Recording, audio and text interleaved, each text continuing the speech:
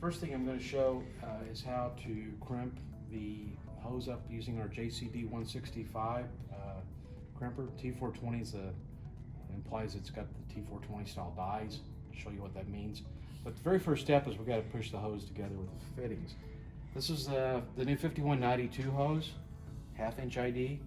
So first thing I'm going to do is I'm going to get my 12 series couplings, and I'm going to use O-ring face seal females on this because they're great to do testing, and we'll show later on in another video how you test on a burst tank. But so first thing I do is mark the insertion length.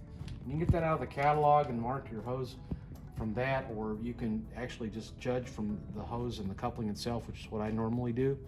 I'm going to try to get a mark that's somewhere close to where that bell starts, this transition from the lock-on up to the major diameter of the ferrule. So I'm going to stop about there. I'm going to just make a little white mark. Do the same thing at the other end so that I can visually see that I have completely pushed this. Sometimes you can just feel it, but this is always a good rule of thumb to make sure that the hose is properly inserted.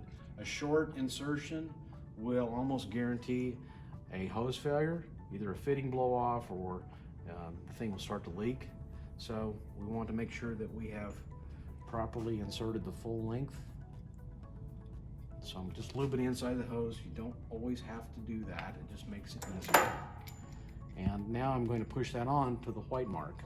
So hopefully let me get this on.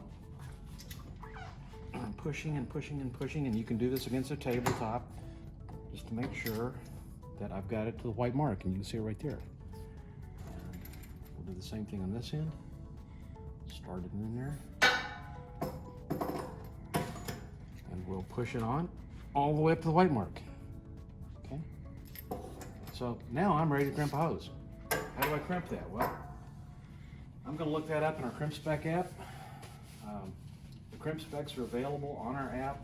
We encourage people to use that because there should be the most up-to-date versions as far as what the diameters and die choices are for particular hose and coupling combinations. We also maintain that on our Jason website as well. The Jason website specs are printable. The crimp app is not printable, so you have to look at it live essentially, and it's always up to date. Like I said, Jason crimp specs in the website are basically redone in a 3-month window. So there could be a possibility of us adding a hose combination that's not on the website, in theory up to maybe 3 months off. But some people prefer the printed crimp specs. The problem with that is that unless they're diligent about updating their specs on a regular basis, there's always a chance that they don't have the latest crimp specs at the crimper. So that's always the negative of having printed crimp specs. But I appreciate that it's nice to have the printed specs available on a chart. So they're available on a 3-month window. So